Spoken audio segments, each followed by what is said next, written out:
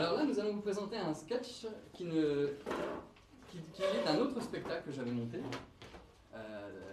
C'était des parodies. Je m'étais amusé à travailler sur des parodies d'œuvres classiques ou de situations historiques. Et donc là, ça se passe pendant la Révolution française. Ce sont deux nobles qui sont emprisonnés pendant la Révolution française. Voilà. Je ne vous en dis pas plus. Vous allez voir. C'est quand même drôle.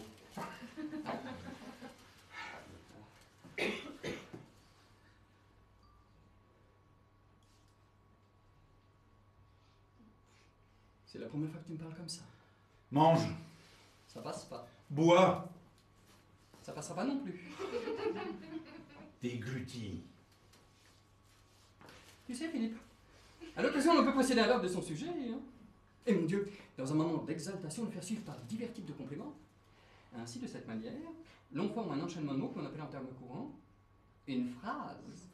La ferme. Oh, le bougnafier. Ferme, te dis-je. Tes compléments, tes verbes et tes sujets m'ont coûté trop cher.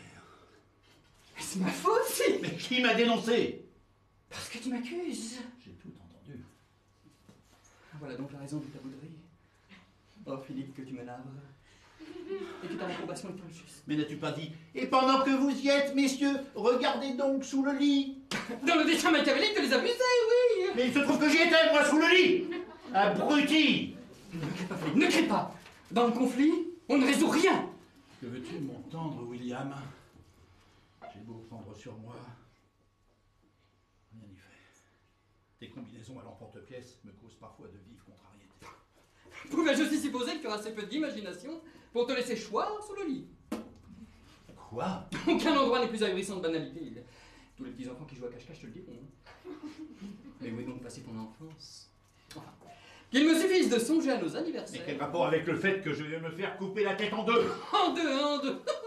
Mais pourquoi pas en trois pendant que tu y es? Cette manie de tout dramatiser. Boucre d'abruti! Lisse. Tu ne te rends pas compte de l'horreur de la situation. Oh si, Philippe, si. Je ne me rends compte que trop. Ah bon? Tant que notre petit esquif naviguait nonchalamment sur une mer calme et sereine, au plus beau d'une chaude après-midi, uniquement balayé de temps à autre d'un petit vent à peine plus soutenu que ta conversation.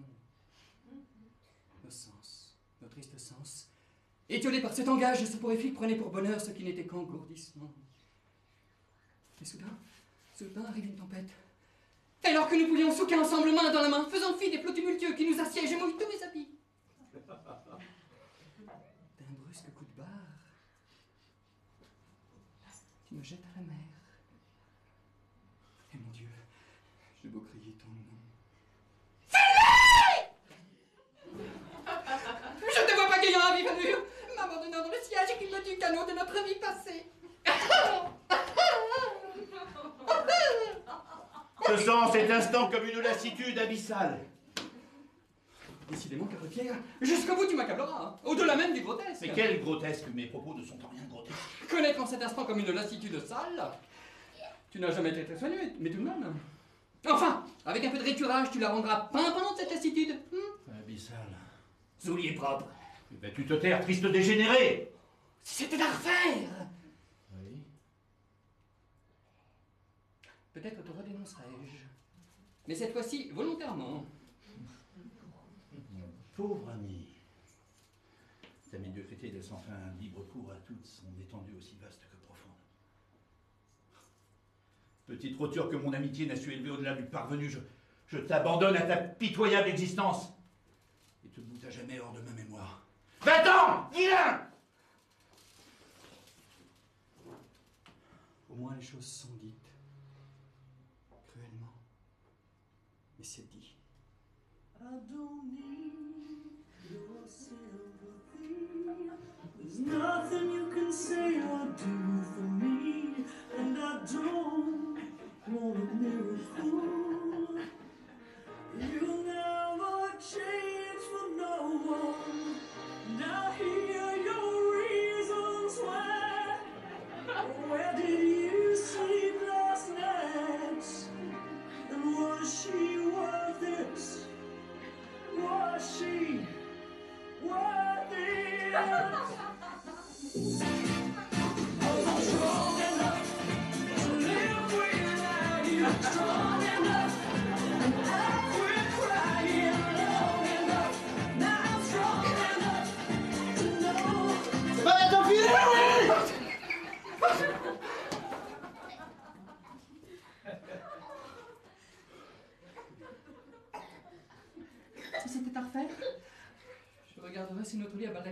d'Indochine et d'Hollande. Et sachant, parti voyant, je subirai les tortures les plus infernales plutôt que de... Bon sang, bon sang. Hein? Le plancher bouge. Quoi? Le plancher bouge. Ce sont de vieilles prisons aussi, hein. Et tu as vu l'état des paillasses? Ça m'a gratté toute la nuit. Incroyable. Je t'assure, j'ai des irritations sur tout le corps. Ça tient à peine, le plancher tient à peine. Mais ce que tu fais là ne va pas l'arranger non plus, hein. Viens m'aider. Mais mon Philippounet, si le geôlier s'aperçoit que... Que vont-ils nous faire, nous couper 2 fois la tête? Ça, évidemment, il ne peut pas parce qu'on n'a qu'une tête. On a peut-être une chance de s'en sortir. Eh bien, tu as une prise ici. Ici? Oui. Un peu rugueux, hein. À 3, tu tires de toutes tes forces. Avec l'énergie du désespoir. Parfait. Parce que je suis désespéré. Parfait. Fais-moi un peu de temps. Parfait. 1, 2, 3. Qu'est-ce qu'il y a? Je me suis transpercé le doigt! Ne crie pas, imbécile, tu vas nous faire Mais découvrir. je te l'avais bien dit aussi que le soleil est rugueux! Ne crie pas. Papa, vas-y. C'est toi, reste silencieux. Tu as raison. Si nous voulons nous échapper à un semblant de discrétion et de rigueur, je vais prendre sur moi.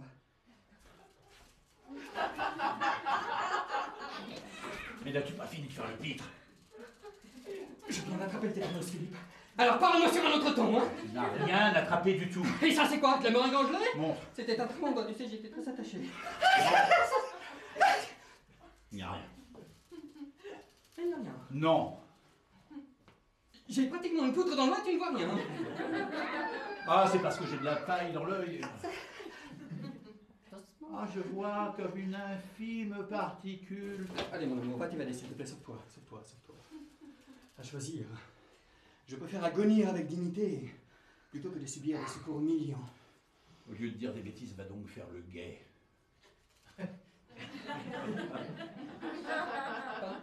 Tu trouves peut-être que d'habitude je fais trop mal? Mais va faire le guet, va guetter, imbécile. Oh, mais imbécile, abruti. Un séjour en prison avec toi, il n'en a plus qu'un désir, hein. C'est faire exécuter le plus vite possible. Je guette quoi? Le Judas. Il est fermé! Ah bon? Oui! Ok, le hasard, j'aurais été bien embêté, dis donc, d'arracher le parquet devant le gardien. Tu peux m'agacer quand tu es comme ça.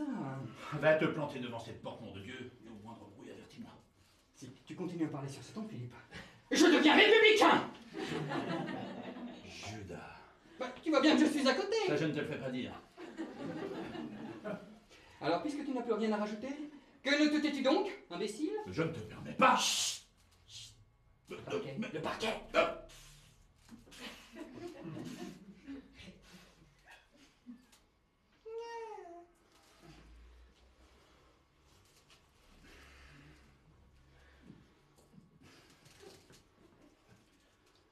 Mais je n'ai pas assez de force. Il me faut un levier. Apporte-moi la cuillère. Demande-la-moi avec une once d'affection, et peut-être que je... Apporte-moi la cuillère! J'aurais tout de même essayé. Pendant que je force, tâche de la glisser là, le plus loin possible. Dans d'autres circonstances, ce discours me laverait délicieusement. Dépêche-toi, je tiens à peine. Grand fou, j'arrive, je suis là, que tu, je mets la cuillère, ça y est.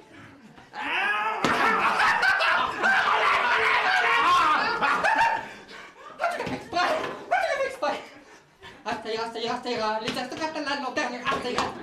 Et voilà! Peu me chaud de mourir pourvu que tu vives.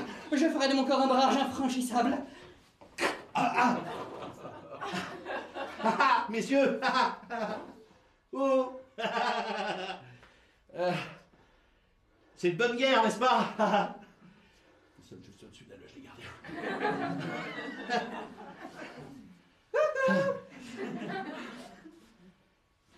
Si par hasard vous aviez d'autres paillasses, ça m'a irrité la peau toute la nuit, j'ai des plaques sur tout le corps.